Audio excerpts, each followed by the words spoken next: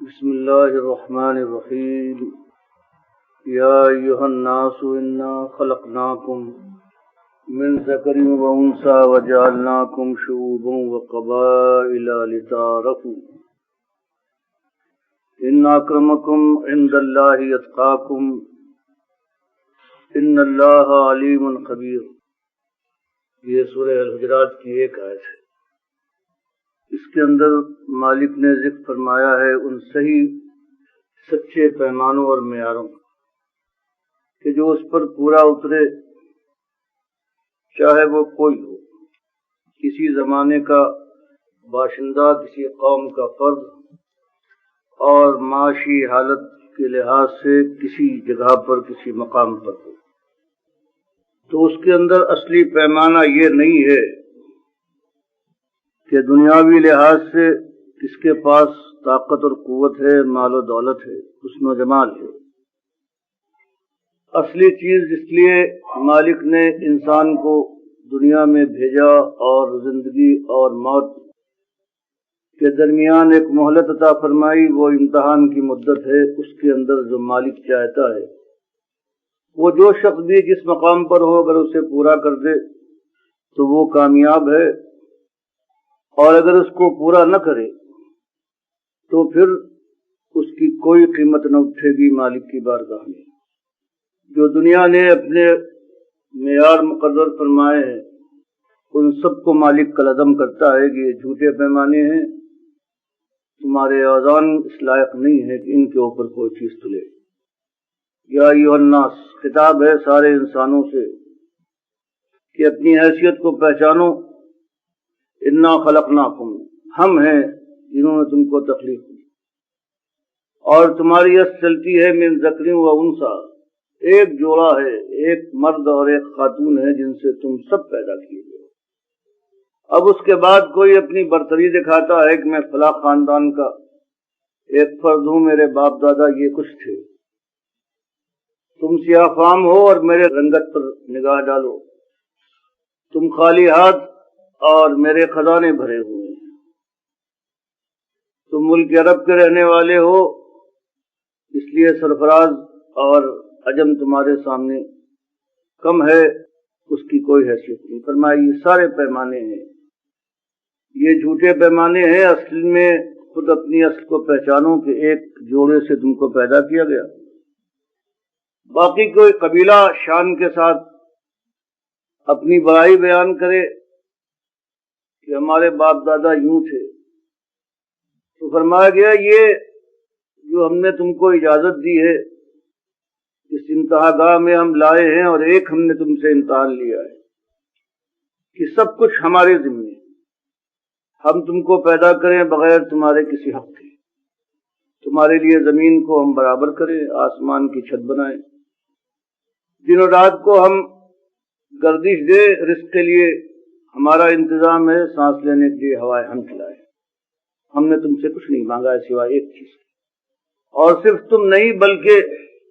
جن کو بھی ہم نے بھیجا ہے اس زمین کے اوپر ان سے ایک ہی تقاضا کیا ہے، وما خلقت الجن والانس الا لیعبدون، کہ بس ایک چیز وہ کر دکھائیں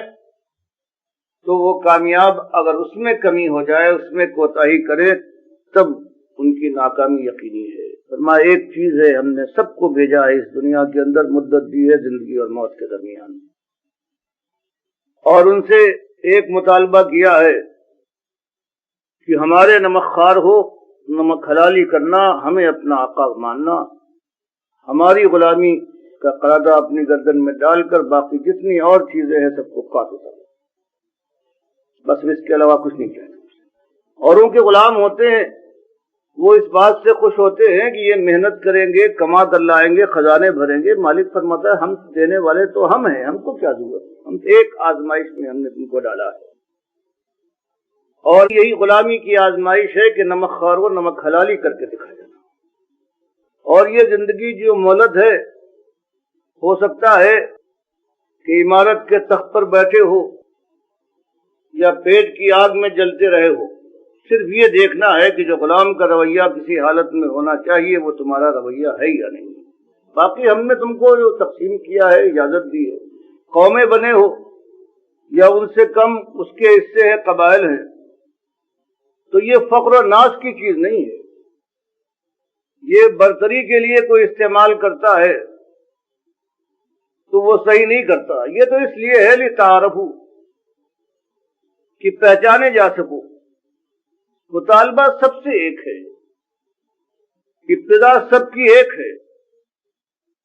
یہ اس لیے کہ پہچانے جا سکو کہاں کے رہنے والے ہو، کس قبیلے سے تعلق ہے، باقی یہ کوئی بڑائی یا کمتری کا کوئی معاملہ نہیں ہے۔ ہمارے یہاں جو ایک پیمانہ ہے جس کے اوپر ہم سب کو جانچتے اور نامتے ہیں، ان اکرمکم عند اللہ اتقاکم، ہمارے یہاں کرامت اور خرابی و خستگی کا جو پیمانہ ہے وہ تقوی کا، اور ہم ہر چیز سے واقف ہے، ان اللہ علیم خبیر۔ ہم کو فریب دینا، جل دے کر کوئی نکل جائے، فرمایا کسی کے بس کی بات نہیں ہے، ہم علیم بھی ہے اور ہر بات سے باخبر بھی ہے۔ تو یہ تقوی وہ ہے کہ کہیں پروردگار مومنین کو خطاب کرتا ہے، کہیں مسلمون اور مسلمین کا ذکر آتا ہے، کبھی ذاکرین ہے، کہیں مسلین کا ذکر آتا ہے، کہیں متقین کا ذکر آتا ہے۔ مراد سب سے ایک ہی ہوتی ہے کہ جو مطالبات مالک نے اپنے غلاموں سے کیے ہیں، وہ 4 مطالبے ہیں سورہ والعصر میں اللہ نے مختصر طور پر سب کو سمیٹ دیا ہے۔ پہلی بات جو اللہ نے غلام کے لیے مقرر فرمائی ہے وہ یہ ہے کہ ہمارا کھاتے ہو تم بھی، اور ساری دنیا میں جو کبھی آیا ہے تم سے پہلے یہ بات کو جو آئے گا اس کی بھی حالت یہی ہے۔ تو تقوی اور ایمان کا تقاضا یہ ہے کہ اس بات کا دل کی گہرائیوں سے اس کا احساس اور شعور پیدا کرو، زبان سے اس کا اقرار ہو اور عمل سے ثابت کر دکھاؤ کہ جس امتحان میں تم ڈالے گئے ہو اس امتحان کے اندر کامیاب ہونے کے لیے تم اقدام کرنے پر تیار ہو۔ تو یہاں فرمایا گیا ہمارے یہاں عزت والا جو وہ ہے، کوئی غریب صحیح یا کہیں کوئی امیر صحیح، لیکن جس کے اندر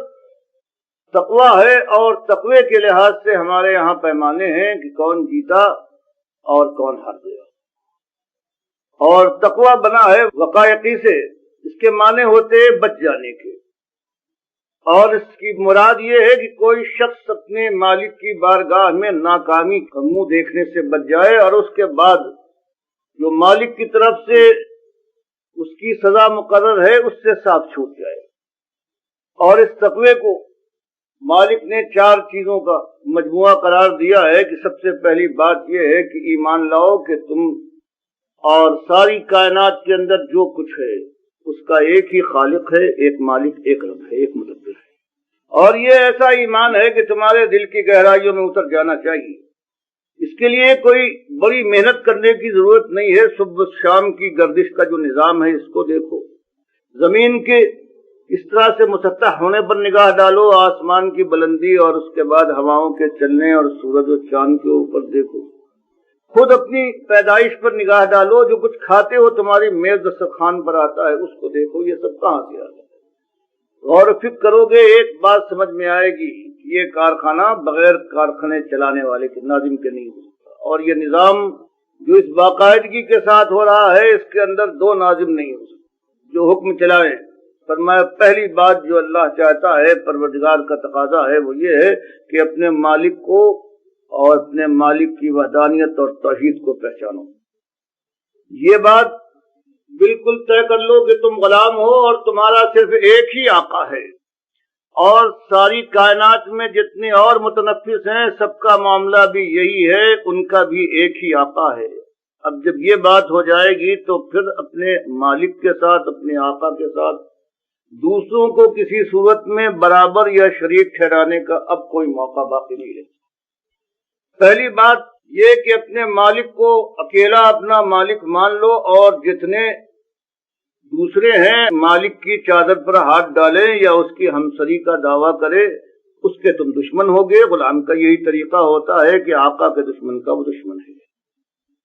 یہ بات پہلے ماننے کے بعد جب تم نے مالک کو اکیلا اور اپنا آقا مان لیا ہے تو اس کے بعد اب غلام کا رویہ یہی تو ہوا کرتا ہے کہ وہ فرما برداری کرے،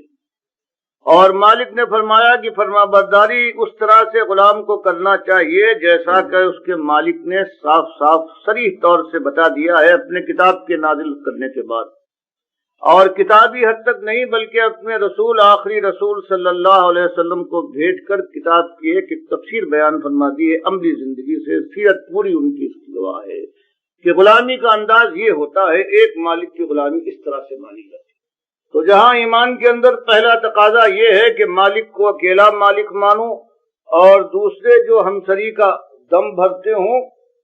ان سے صرف کنارہ کش نہ ہو بلکہ ان کا کفر کرو اور ان کے بدترین دشمن بن جاؤ۔ پھر جن باتوں کا حکم دیا ہے کہ کتاب کو اپنی نگاہوں کے سامنے رکھو، اور جو کتاب کی تفسیر عملی زندگی میں آ رہی ہے ہمارے آخری رسول صلی اللہ علیہ وسلم کے ذریعے سے، وہ تمہارے پیش نظر رہے۔ اور دوسری بات اس کے بعد یہ ہے کہ جب بات بھی تمہارے سامنے آ گئی، صاف بتا دیا گیا کہ غلام کا رویہ اور اس کی روش کیا ہونی چاہیے، پھر تو وہی روش اختیار کرو۔ اس کو عمل صالح کے ذریعے سے مالک نے بیان فرما دیا کہ اس کے بعد پہلی چیز یہ ہوگی کہ اپنے کو سرنگوں کر ڈالو، میٹ دو، اپنے کو ذلیل کرو اپنے مالک کے سامنے، اس کے لیے نماز مالک نے فرض فرمائی۔ پھر عبادات میں دوسرے احکام دیے کہ جو چاہے کسی انسان کی طبیعت پر گراں ہو، لیکن غلام اپنے مالک کی رضا اور مرضی کو پورا کرنے کے لیے وہ آگے بڑھتا ہے اور خوش دلی کے ساتھ فخر محسوس کرتا ہے۔ اسی لیے ساری عبادات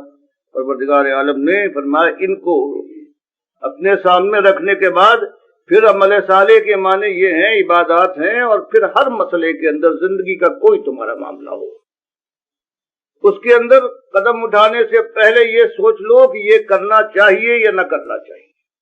غلام کے لیے یہ سزاوار ہے یا نہیں سزا۔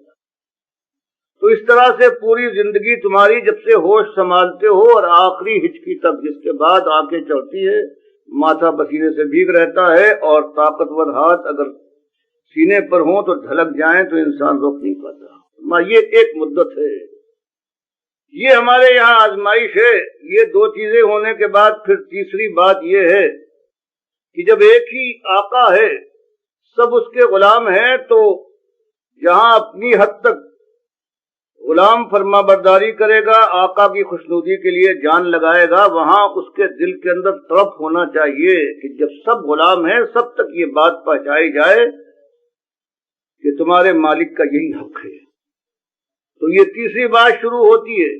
تقویٰ کا مجموعہ ہے، اس میں تیسری بات یہ ہے کہ وہ پھر اللہ کے دین کو دنیا والوں تک پہنچانے کی اپنی جان لگا کر، مال لگا کر، اوقات کو سمیٹنے کے بعد اس راہ میں اگر ڈالتا ہے تو یہ تین چیزیں ہو گئی۔ اور پھر چوتھی چیز منفی سی چیز ہے کہ ساری خدائیوں کو للکار دینا، سارے قواعد کے خلاف کہنا کہ یہ تم کو اختیار نہیں تھا، تم خود مختاری کر رہے ہو، آج بادشاہ بنے ہوئے ہو اور اپنی چلاتے ہو، گردنیں تمہارے سامنے جھکتی ہیں، خزانے کے سانپ بن کر بیٹھے ہو، قارون کے خزانے تمہارے اختیار میں ہیں، اپنی خواہش کے سامنے دنیا کو جھکا رہے ہو، کسی کی آبرو خرید رہے ہو، کسی کا ایمان، اور دین کے ٹھیکیدار ہو، جو چاہے تم چلاتے ہو، پرواہ نہیں کرتے کہ آسمان والے نے جس نے تم کو پیدا کیا ہے کس ذمہ داری میں ڈالا ہے تم کو، اور بے پرواہ ہو جاتے ہو۔ جب تم نے یہ للکار دیا کہ مالک ایک ہے، اس کو حق ہے کہ وہ فیصلہ کرے اور وہ ایک غلام کے رویے کو مقرر کرے، اس نے مقرر کر دیا ہے، کسی کو سر منہ انحراف کرنے کی ہمت نہ ہو۔ اور یہ بات ایسی کڑوی بات ہے کہ انسانیت برداشت نہیں کرتی، اکثریت بہرحال جن کے پاس طاقت اور قوت ہے، جو اپنی راہ پر چلنا مناسب سمجھتے ہیں، جن کی خدائی کے ڈنکے پھٹ رہے ہیں،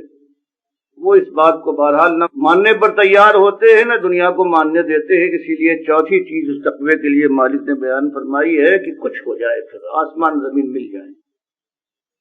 لیکن امتحان اسی غلامی کا، اسی وفا شعاری کا تمہارا امتحان ہے، یہ زندگی کی اس مہلت اور مدت کے اندر۔ تو پھر جم جائے سر، خوابگاہ سر سے الگ ہو جائے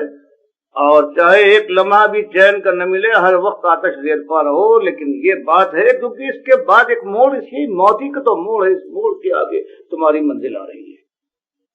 تو یہی بات بیان فرمائی گئی یہاں بھی کہ کسی کو کسی خاندان میں، کسی قبیلے میں سیاہ رنگ دے کر یا خوبصورت سا چہرہ مہرہ عطا کر دیا تو یہ کوئی ایسی چیز نہیں ہے کہ کوئی فخر کی بات ہو، کوئی بڑائی کی چیز ہو۔ یہ دیکھو کہ تمہارے دل میں کیا ہے، ایمان کہاں ہے، اور ایمان کا ثبوت عمل صالح سے، جس کے اندر تین چیزیں ہیں کہ خود اپنی زندگی کو اللہ کی بندگی میں لگاؤ، دنیا کو آواز دو اور اس راہ میں جم کر کھڑے رہنے کی کوشش کرو، اللہ کے دشمنوں کو للکارو اور اس میں کچھ ہو جائے اللہ کے بھروسے پر اقدام سے باز نہ ہو۔ یہ چار چیزیں ہیں جس کو اللہ نے کبھی تقوی کا نام دیا ہے، کبھی انہی کو پیار سے پکارتا ہے کہ میرے بندے ہیں، کبھی کہتا ہے کہ یہ مومن ہے، اور کبھی ان کو مسلم کا نام دے کر اور ان کی خوبیاں بیان فرماتا ہے۔ تو یہ ایک چیز ہے اللہ کے ساتھ غلامی کا رشتہ، اور وہ ساری باتیں جو مالک نے مقرر فرمائی ہے اپنی کتاب اور اپنے رسول صلی اللہ علیہ وسلم کے ذریعے سے، اس کو کون اپناتا ہے خوش دلی کے ساتھ اور اپنے مالک کے سامنے جھکا رہتا ہے، اس سے خوف کھاتا ہے، اس کی نافرمانی اگر ہو بھی جائے انسان بہرحال تو دل اس کا لرز جاتا ہے اور پھر واپس پلٹتا ہے۔ ایک ہی ڈیوڑی ہے، ایک ہی در ہے اس کا۔ یہ اصلی معیار اور پروردگار نے یہ پیمانہ مقرر فرمایا، اور اسی کے اوپر اللہ کے نبی صلی اللہ علیہ وسلم کے زمانے میں بھی اس پر عمل تھا۔ آج کی بات اور ہے، آج تو یہ معیار نہیں ہے کسی کی کامیابی اور ناکامی کا۔ آج تو یہ ہے کہ دنیا کے جو معیار ہے کہ اس کے پاس طاقت ہے، دولت ہے، حسن و جمال ہے، یہ ہوشیار چالاکی سے بات کرتا ہے، دنیا اس کے چنگل میں ہے، یہ اور بات ہے۔ اب اگر آپ کے سامنے پوری تاریخ اس زمانے کی نبی صلی اللہ علیہ وسلم یہ اللہ کا معیار ہے، اسی کو اللہ کے نبی صلی اللہ علیہ وسلم نے اپنایا، اور ایک واقعہ اللہ نے آپ کی تربیت کے لیے بھی اور یہ بھی دکھانے کے لیے کہ ایسا بھی ہو جاتا ہے کسی وقت ہمارے نبی صلی اللہ علیہ وسلم سے بھی ایسی بات ہو جاتی ہے کہ ان کا ذہن اس طرف مائل نہیں ہوتا، جس طرح سے عبس وتولی ان جاءہ الاعمی وما یدریک لعلہ یزکیٰ یذکر فتنفعہ الذکریٰ۔ سورہ عبسہ میں آیا ہے کہ عبداللہ ابن مکتوم جو آپ کے صحابی تھے، نابینا تھے، ایک دن آئے ہیں، شروع کا زمانہ ہے، اللہ کے نبی صلی اللہ علیہ وسلم بیٹھے ہوئے ہیں، اور سردار بھی بار بار انہوں نے سرداران قریش سے گفتگو کر رہے تھے، آپ نے اس کو التفات نہیں کیا۔ پروردگار عالم کی طرف سے آیتیں نازل ہوئی شکوے کی طور پر کہ ہمارے نبی نے ایک نابینا جو خلوص کے ساتھ صرف تقوی کی تلاش میں آیا تھا، اس کی بات سننے کے بعد کچھ چہرے پر ناگواری ظاہر فرمائی اور لوگوں سے محو گفتگو رہے۔ حالانکہ اللہ کی نگاہ میں یہ شخص ہے جیسے 1000 لاکھ کروڑوں سے بھی زیادہ افضل تھا۔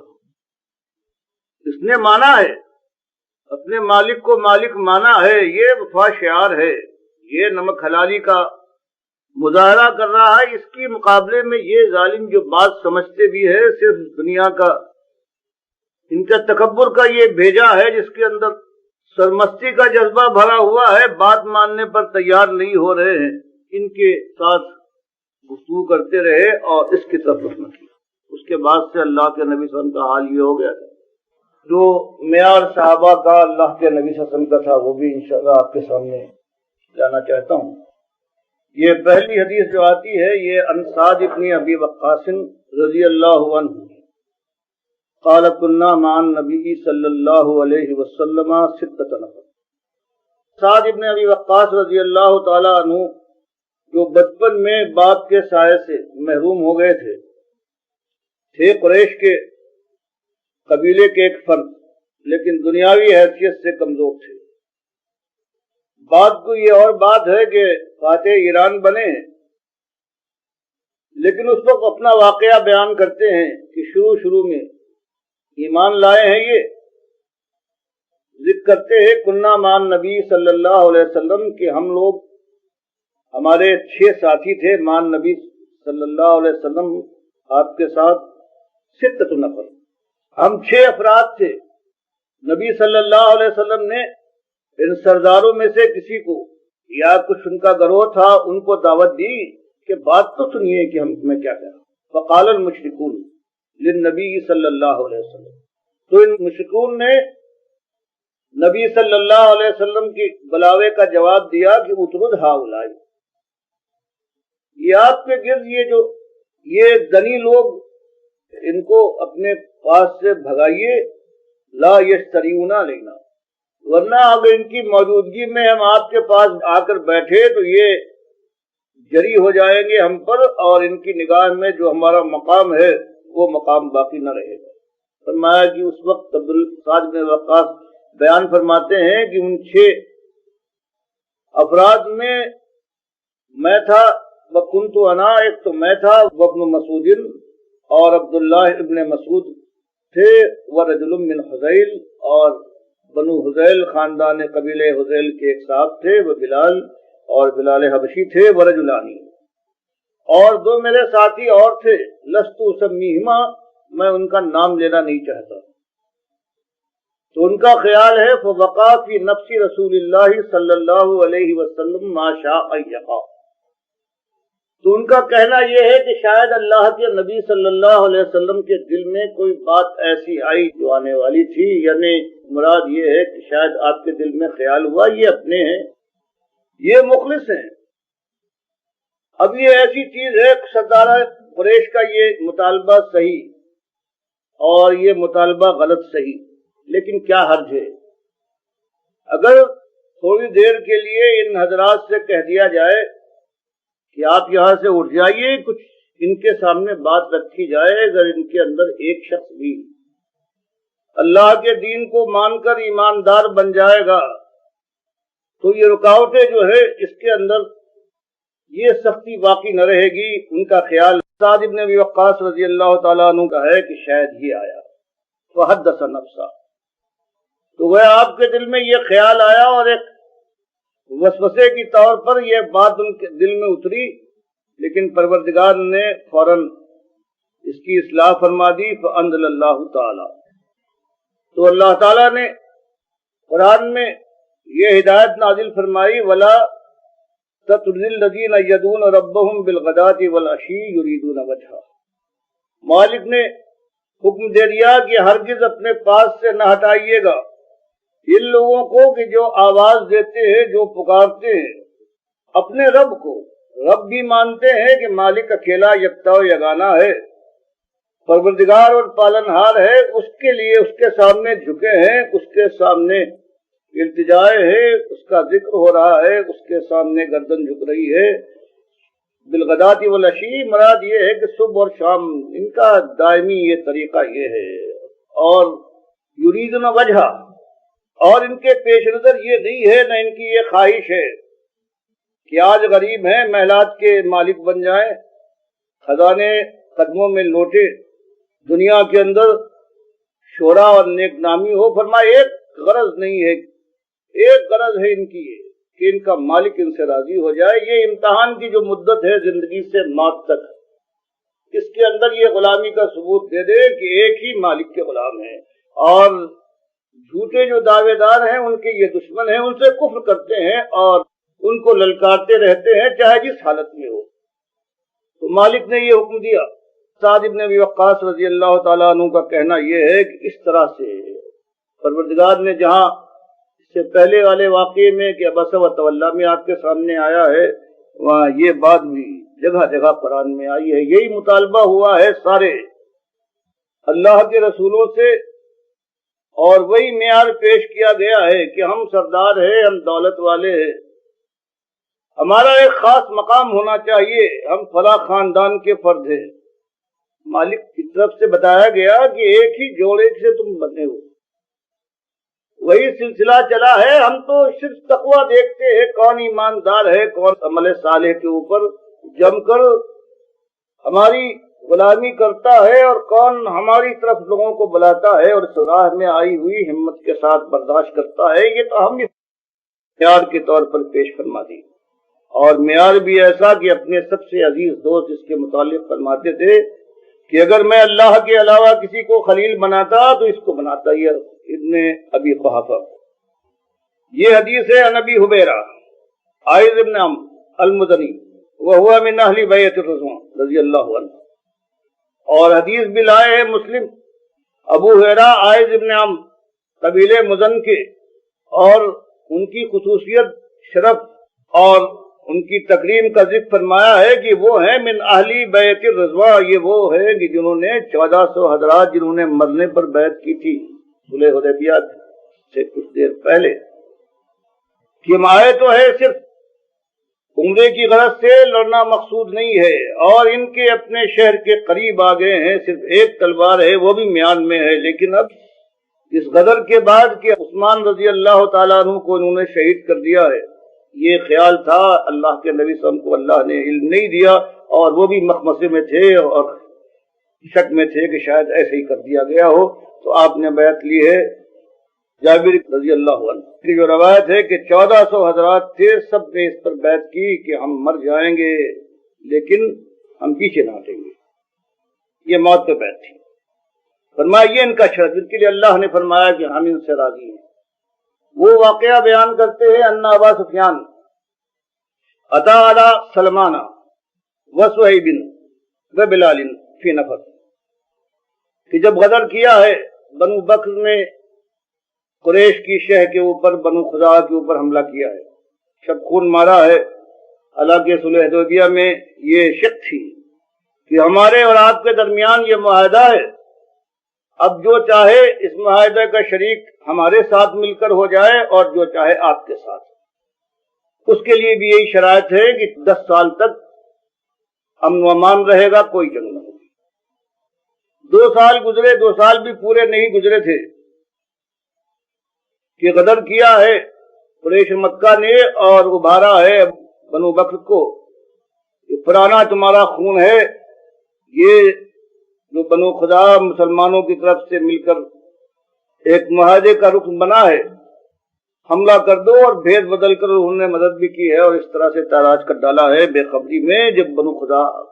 اطمینان کے ساتھ تھے کہ اب دشمن ہمارے اوپر حملہ آور نہیں ہوگا۔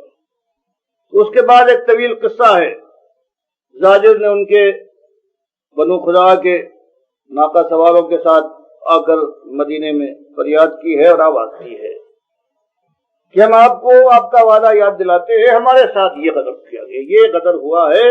اور اس کا کچھ انتظام ہونا چاہیے۔ اللہ کے نبی صلی اللہ علیہ وسلم نے ان کو اطمینان دلایا کہ تمہاری مدد کی جائے گی، تم واپس جاؤ۔ ان حالات کی خبر ابو سفیان ابن حرب کو بھی ہوئی، جو اس وقت مسلمانوں کے سب سے بڑے دشمن تھے، لیکن وقت ان کے ہاتھ سے نکل چکا تھا کہ 2 سال کے قریب جو مدت ملی ہے، اور صلح کے بعد جب یہ صحابہ کرام سے ملاقاتیں ہوئی ہیں، خرید و فروخت میں آنا جانا ہوا ہے، گفتگو ہوئی ہے، خیالات سنے ہیں، تو اس طرح سے بات دل میں اتری ہے کہ ان 2 سال کے اندر جتنے ایمان لائے ہیں، وہی 18-19 سال میں ان کے مقابلے میں بہت ہی کم لوگ ایمان لائے تھے۔ تو اب انہوں نے دیکھا کہ اب مقابلہ اگر مسلمانوں نے حملہ کر دیا تو اب مدافعت ہمارے بس کی بات نہیں ہے، تو اجازت لے کر مستامن بن کر وہ آئے ہیں کہ اللہ کے نبی صلی اللہ علیہ وسلم سے یہ جا کر درخواست کریں کہ معاہدہ ہم نے غدر کیا ہے، معافی دی جائے، اور یہ جو مدت ہے ابھی 8 سال کی مدت باقی ہے، اس کو برقرار رکھا جائے اور معاہدہ ختم نہ کیا جائے۔ اس وقت کا واقعہ بیان کر رہے ہوں کہ مدینے کے اندر آئے ہیں مستامن بن کر، اور گزرے ہیں سردار قریش ابو سفیان ابن حرب رضی اللہ عنہ، جو اس وقت تک ایمان نہیں لائے تھے، گزرے ہیں مدینے کے اندر علی سلمان فارسی رضی اللہ تعالیٰ عنہ، جن کا ہاتھ اللہ کے نبی صلی اللہ علیہ وسلم نے پکڑ کر، بخاری مسلم کے حدیث میں ہے، جب صحابہ نے پوچھا وآخرین منہم لما یلحقوا بہم، ہم تو آپ کے ساتھ ہیں، لیکن یہ جو قرآن فرماتا ہے کہ ہمارے اور ساتھی ہیں جو ابھی ان کا الحاق نہیں ہوا ہے، آخر یہ کون سے لوگ ہیں جن کو ایمان کی توفیق ملے گی، تقویٰ سے نوازے جائیں گے؟ تب اللہ کے نبی صلی اللہ علیہ وسلم نے ان کا ہاتھ پکڑا تھا اور کہا کہ یہ وہ لوگ ہیں، یہ اجمی وہ لوگ ہیں مراد ان سے یہ ہے کہ اگر سریا میں بھی ایمان ہوگا تو یہ وہاں سے لے آئیں گے۔ اور اللہ کے نبی صلی اللہ علیہ وسلم کی یہ حدیث یوں پوری ہوئی کہ عرب شروع میں ان کو اللہ نے توفیق دی، اور اس کے بعد پھر جب عربوں کے اندر انسداد آیا ہے تو عرب ایمان کو انہوں نے بدل لیا ہے قرآن و حدیث کے باوجود، اور دو اجمی کو اللہ نے توفیق دی ہے، ایک امام حنیفہ ہے اور ایک امام بخاری ہے، دونوں اجمی ہیں جنہوں نے اس ایمان کو برقرار رکھا ہے، ورنہ آج دنیا میں کہیں ایمان کی کہیں ایک رمق اور یہ کہیں ایک کرن دکھائی نہیں دیتی۔ فرمایا سلمان فارسی جن کے کبھی آپ کے سامنے آئے گا کیسی طویل زندگی گزاری ہے حق کی تلاش میں، کہاں ایران سے چلے ہیں، کبھی نصیبین میں ہیں، کبھی آخر کار یہ یہاں غلام بنا کر بھیجے گئے ہیں خیبر میں، اور خیبر کے بعد پھر اور مدینے پہنچے ہیں، اور اس کے بعد اللہ کے نبی صلی اللہ علیہ وسلم سے ملے ہیں۔ تو سلمان یہ فارس کے سلمان اور روم کے صہیب جو غلام بنا لیے گئے تھے، کچھ رومیوں میں زندگی گزاری تھی، وہ بات کو آ کر مکے میں حلیف بنے ہیں اور وہاں کاروبار شروع کیا ہے، اور تلواریں بناتے تھے لیکن غلامی کی زندگی گزار چکے ہیں۔ وہ بلال اور وہ سیاہ فام حبشی جن کے اوپر ہزار روشن چہرے والے قربان ہو جائیں، جن کے لیے بخاری کی حدیث میں آتا ہے کہ عمر رضی اللہ تعالیٰ عنہ خلافت کے زمانے میں ان کو دیکھتے تھے اور کہتے تھے کہ بلال سیدنا،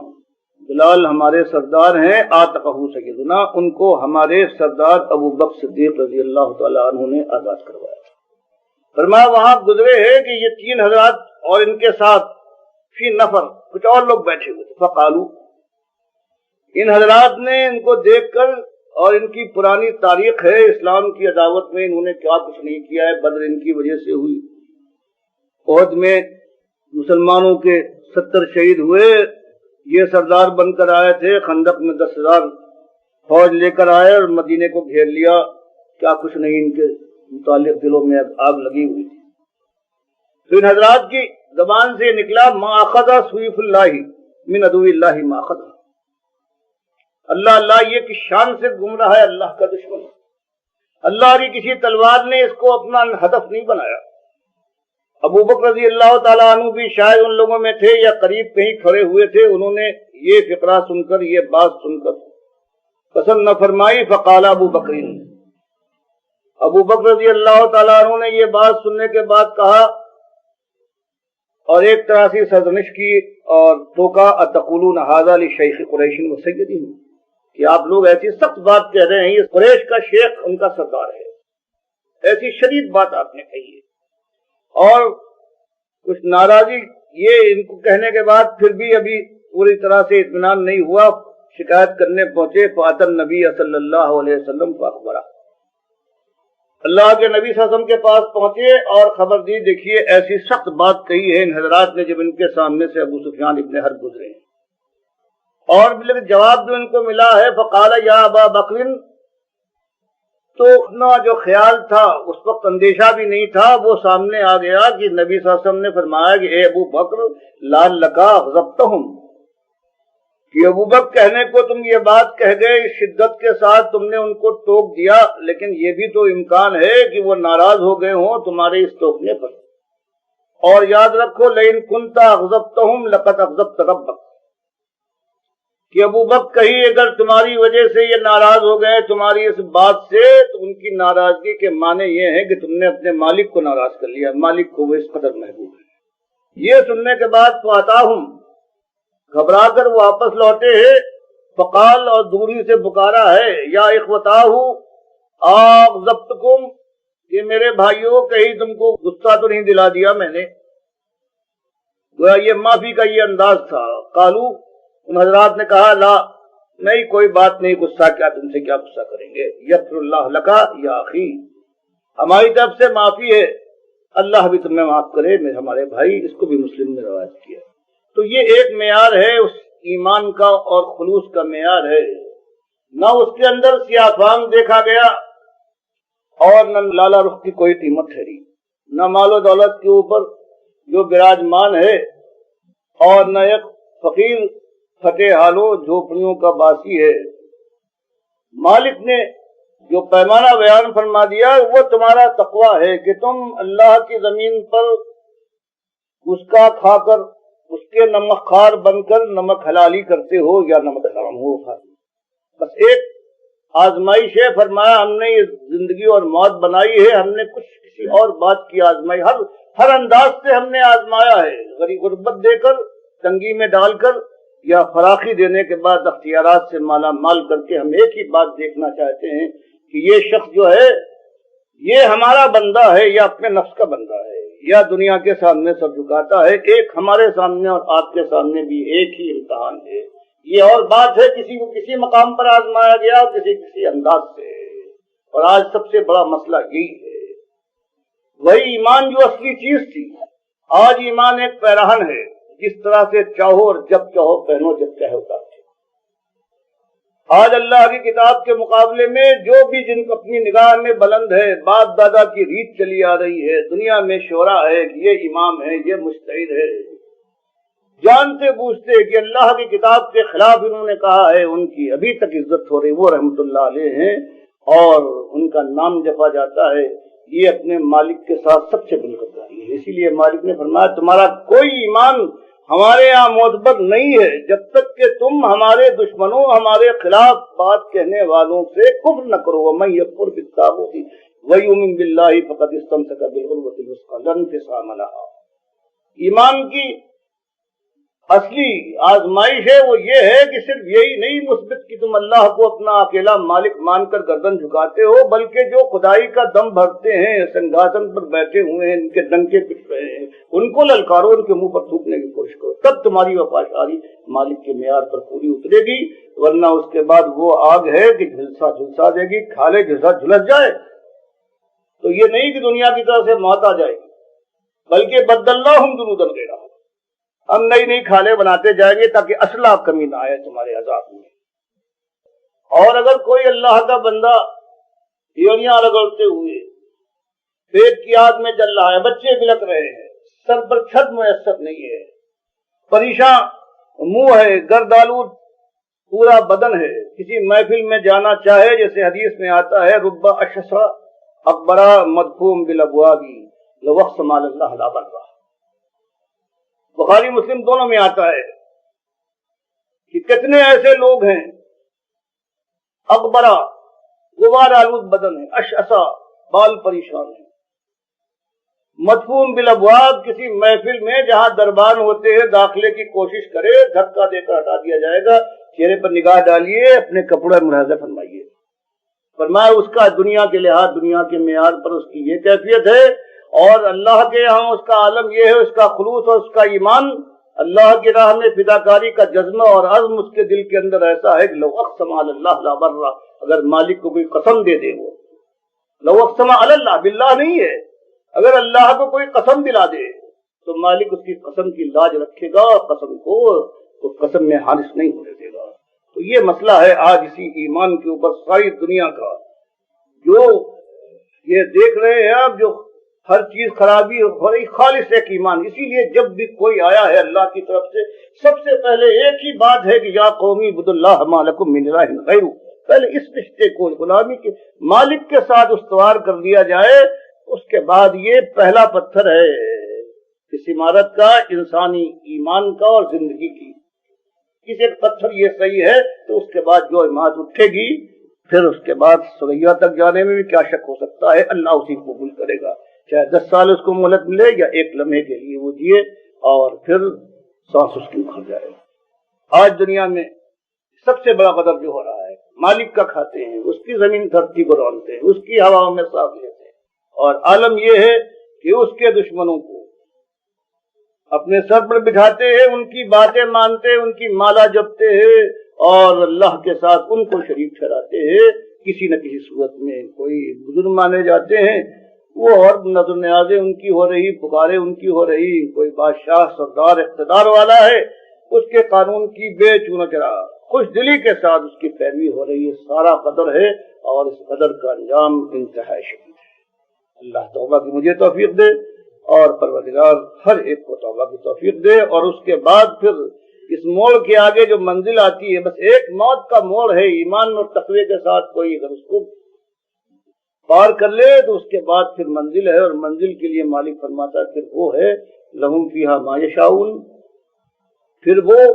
سرمدی زندگی ہے کہ صرف ان کی مشیت راج کرے گی، ان کی مشیت میں میں بھی مداخلت نہ کروں گا، یہ میرا وعدہ ہے۔ خالدین ایک دو دن کی بات نہیں بلکہ یہ ہمیشہ ہمیشہ کا معاملہ ہے، اور بفرض محال کوئی ان کی مشیت میں مداخلت کر دے یا کوئی دل کی آئی پوری نہ ہو تو مالک فرماتا ہے کان علی ربک وعدا مسئولا، یہ مالک نے جو وعدہ کیا ہے اپنے کو مسئول بنایا ہے۔ بفرض محال کہ کسی کی کوئی خواہش پوری نہ ہو، دل میں کروٹ لے مچل کر رہ جائے تو مالک فرماتا ہے وہ مجھ سے سوال کر سکتا ہے کہ مالک تو نے وعدہ کیا تھا میری مشیت کے اندر یہ مداخلت۔ تو یہ انداز ہے مالک کا بیان کرنے۔ یہ دو انتہائیں ہیں اور یہ ایمان سے ہوتی ہیں۔ پہلی چیز ہے ایمان، جس میں ایمان نہیں اللہ فرماتا ہے میں نے ایمان اس کے اندر صحیح ایمان نہیں ہے، اس کے اوپر کچھ فرض نہیں کیا سوائے آپ کے۔ یہ نمازیں ہیں، اللہ فرماتا ہے ان الصلاۃ کانت علی المؤمنین کتابا موقوتا، یہ نمازیں تو ہم نے وقت کے لحاظ سے مومنوں کے لیے فرض کی۔ یا ایھا الذین آمنوا کتب علیکم الصیام، ایمان دعوت تم پر روزہ فرض ہے۔ اور یہ سب آج اس امت کے اندر اصلاح کر رہے ہیں، نماز پڑھوا رہے ہیں، روزے رکھوا رہے ہیں، جو اس کے محل نہیں ہیں، جن کے اندر پہلے ایمان کی چیزیں تھیں۔ غیر اللہ سے ان کو الگ کرو، قبر پرستیوں سے یہ نظر و نیازیں ہو رہی ہیں، پکاریں ہو رہی ہیں، میلادیں ہو رہی ہیں، اس سے منع کرو۔ اور یہ مشکل کام ہے، اس میں چوٹیں کھانا پڑتی ہیں اور پھر ہمت ور سہلا لیا کرتے ہیں، زخم شیرانہ وار چاٹنا پڑتے ہیں، اور اس امید پر کہ اللہ راضی ہوگا جہنم کی آگ سے بچ جائیں گے۔